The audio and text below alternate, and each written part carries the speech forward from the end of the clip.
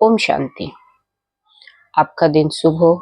आप जो भी कर्म करें उसमें आपको सफलता मिलती रहे। आज हम बात करेंगे कि कौन से कर्म की वजह से कौन सी बीमारी आपको होती है। देखिए, कर्म का तो हिसाब किताब इस जन्म में भी चलता है और कर्म का हिसाब किताब आपके पिछले जन्म में भी आप चुका के आए हो। पर जो कर्म रह गए हैं जिससे हिसाब किताब चुकाना, वो इस जन्म में आपको भोगना पड़ेगा। तो जो हम कर्म करते हैं, जो हमारा प्रारब्ध है, वो उससे तो हम दुखी है। जो दुख आना है वो आएगा। प्लस जो हम नवीन कर्म कर रहे हैं, जो हम नए नए कर्म कर रहे हैं, जो इस जीवन में हम कर्म कर रहे हैं, उसकी भी सजा मिलती है। आपने देखा होगा ना कि हर स्टोरी में एक विलेन होता है और उस विलेन को हमेशा उसके बुरे कर्मों की सजा मिलती है। तो हर कर्म की भी एक सजा है। अगर आप बुरे कर्म कर रहे हो तो उसकी सजा तय है, तय कर चुके हैं वो आप अपने ही कर्मों से। अगर आपने किसी को दुख दिया तो आपको भुगतना पड़ेगा, इस जन्म में भी भुगतना पड़ेगा। और अगर पिछले जन्म में आपने दुख दिया है तो इस जन्म में उसका भी भोगना पड़ेगा आपको। लेकिन हम बात करेंगे बीमारियों की। बीमारियां, आपने देखा होगा कि इस जीवन में बहुत सारी बीमारियां, लोग बहुत तरह की बीमारियों से ग्रसित हैं और दुखी भी रहते हैं।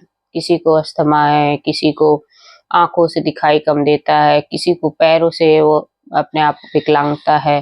तो ये सब बीमारियां होती क्यों है? या बहुत बड़ी बीमारी कैंसर की, बहुत कम उम्र में कैंसर डायग्नोस हो जाता है और जितनी उम्र है उसको भोगना पड़ता है और उनकी जिंदगी बहुत मतलब बहुत दयनीय स्थिति भी हो जाती है। और जिनके साथ ये बीतती है उन पे तो दुखों का पहाड़ टूट पड़ता है।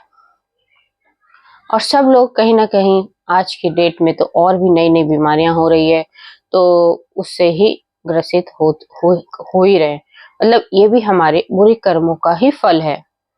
पर अभी हम इसको कैसे तय करेंगे कि हमने पिछले जन्म में कौन से कर्म किए कि इस जन्म में मुझे ये वाली बीमारी हुई।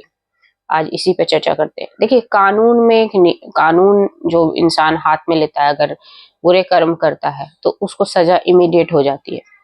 कुछ सालों में, कुछ महीनों में या कुछ दिनों में ही उसको सजा मिल जाती है कानून के द्वारा। तो हम सबको पता है कि बुरे कर्म का सजा, अगर आपने इस कानून को तोड़ा है तो निर्धारित हो जाती है। पर कुछ जो कर्म आपने कानून से छुप के किए हैं, जो हम रोज कर रहे हैं, और उसकी सजा कौन तय करता है? तो उसकी सजा भाई हमारे कर्म ही तय करते हैं और ईश्वर उसको निर्धारित कर देता है आपके जन्म के समय ही। तो अभी बहुत लोग है कि अच्छा, मुझे आंखों से कम दिखाई देता है तो मैंने ऐसे कौन से कर्म किए होंगे। तो आपने पिछले जन्म में, हो सकता है आपने किसी को आंखों की, मतलब किसी के आंखों के साथ छेड़छाड़ किया होगा, किसी जानवर के साथ ही आपने दुर्व्यवहार किया होगा उसके आंखों के साथ, तब भी आपकी आंखों की रोशनी कम हो सकती है। तो कहीं ना कहीं वो को रिलेटेड होता है अपने कर्मों के हिसाब से ही। इसके लिए आपको एक स्टोरी सुनना चाहिए और उससे समझना चाहिए। एक व्यक्ति जिसको फेफड़ों की बहुत संगीन बीमारी थी, मतलब उसको हर थोड़े देर में अटैक आ जाता था और वो बहुत परेशान होता था। बहुत डॉक्टर्स के से संपर्क में आया, इंटरनेशनल डॉक्टर्स से भी संपर्क में आया, विदेश में भी अपनी ट्रीटमेंट करवाई, पर उसका कोई हल नहीं निकल रहा था। क्योंकि वो बीमारी डायग्नोज में तो सिंपल फेफड़ों की बीमारी थी कि भाई सांस लेने में तकलीफ है, अस्थमेटिक अटैक सा आता है, लेकिन ये पूर्णतः रूप से ठीक कैसे होगा? क्योंकि ये एलर्जी से तो होता नहीं, अचानक से अटैक आता है और कभी भी किसी भी टाइम पे अटैक आ जाता था उस व्यक्ति को। उसने बहुत उसके, क्योंकि वो संपन्न था, हर तरह की उस पर संपन्नता थी, तो वो बड़े बड़े डॉक्टर से भी उसने संपर्क किया, लेकिन उसको कोई फर्क नहीं पड़ा। तब उसको किसी ने बताया कि पीएलआर करवाना चाहिए उसको। पीएलआर होता क्या है? Past life regression. मतलब आपको आपके पास्ट लाइफ में ले जाते हैं। कुछ ऐसे डॉक्टर है जिसे हिप्नोटिक करके आपको अपने पास्ट लाइफ में ले जाते हैं, जो पिछले जन्म में, और फिर वहां से आपका पता चलता है कि आपने ऐसे कौन से कर्म किए थे जिसकी वजह से आपको ये बीमारी हुई।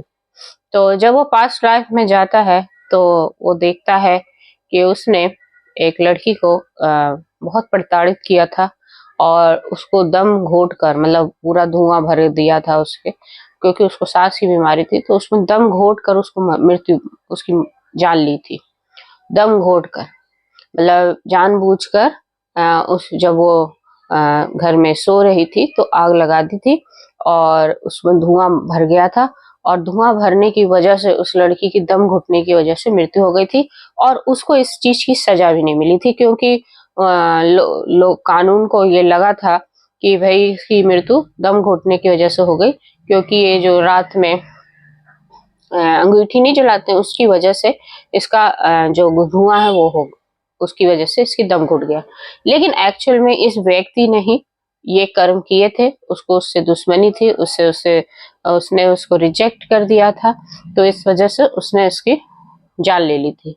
अब इस जन्म में उसको फेफड़ों की बीमारी हो गई, क्योंकि उसने उस पास्ट लाइफ में उसने जब देखा कि उसने उस आत्मा को इतना परेशान किया था, क्योंकि सिर्फ एक वजह क्या थी, रिजेक्शन थी, क्योंकि उसने उसके प्यार को एक्सेप्ट नहीं किया था, रिजेक्ट कर दिया था।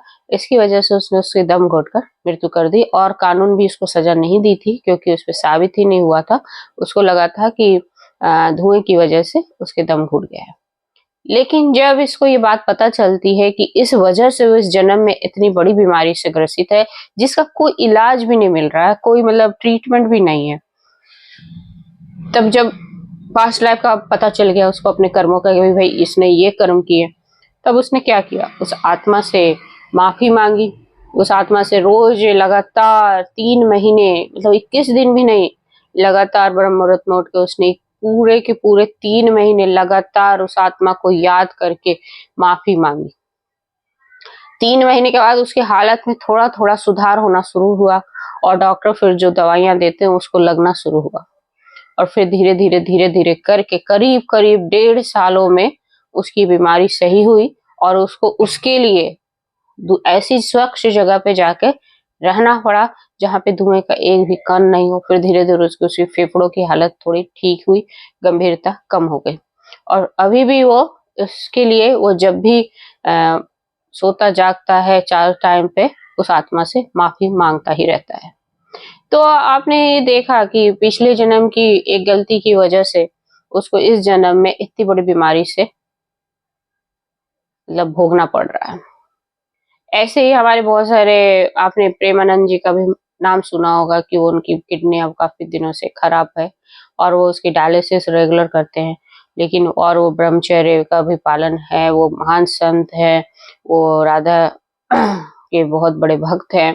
तो लेकिन वो भी अपनी जो भोगना है उससे वो मुंह नहीं मोड़ पा रहे हैं, और इतनी बड़ी बीमारी को वो भोग रहे हैं। तो कहीं ना कहीं उन्होंने खुद भी वो कहते हैं अपने उसमें कि उनके कर्म फल कुछ ना कुछ, उनका जो प्रारब्ध है, उनके जो उनका भोगना पड़ रहा है। लेकिन हाँ, नाम जाप और भक्ति करके, ध्यान करके उनकी वो पीड़ा उनको पता नहीं चलती है। तो कहीं ना कहीं हर इंसान कोई ना कोई बीमारी से अगर जूझ रहा है, तो उसका कहीं ना कहीं उसका पास्ट कर्म ही इस पे हावी है, क्योंकि पास्ट कर्म जो किया है उसकी वजह से उसको इस जन्म में सजा मिल रही है इतने बड़े बीमारी में। ऐसे ही बहुत लोगों के हाथ पैर मतलब विकलांगता होती है, तो कहीं ना कहीं वो किसी न किसी को पिछले जन्म में वो मतलब किसी न किसी को प्रताड़ित करते हैं, उसको मारपीट करते हैं, या उनकी वजह से उनके किसी के पैर कट गए हो, तो इसकी वजह से उनको इस जन्म में विकलांगता झेलनी पड़ रही है। तो ऐसे हर बीमारी कहीं ना कहीं आपके पास्ट लाइफ से जुड़ी हुई है, क्योंकि कर्मों के हिसाब से ही आपकी बीमारियां भी होती है। क्योंकि हम किसी को कष्ट देते हैं तो कहीं ना कहीं वो हमारी बीमारी के रूप में हमारे जीवन में आता है। तो ऐसे हमारे कर्मों की हर गतिविधियां, अगर हम गलत कर्म करते हैं तो किसी न किसी रूप में, मुसीबत में, एक्सीडेंट के रूप में, या बीमारी के रूप में आती ही आती है।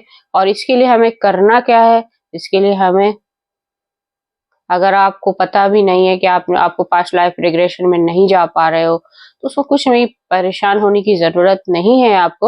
आपको उस आत्मा से जहां भी बैठे हो, या अगर आपको याद है कि आपने इसके साथ बुरा कर्म किया है इसी जन्म में, तो आप उससे माफी मांग सकते हो।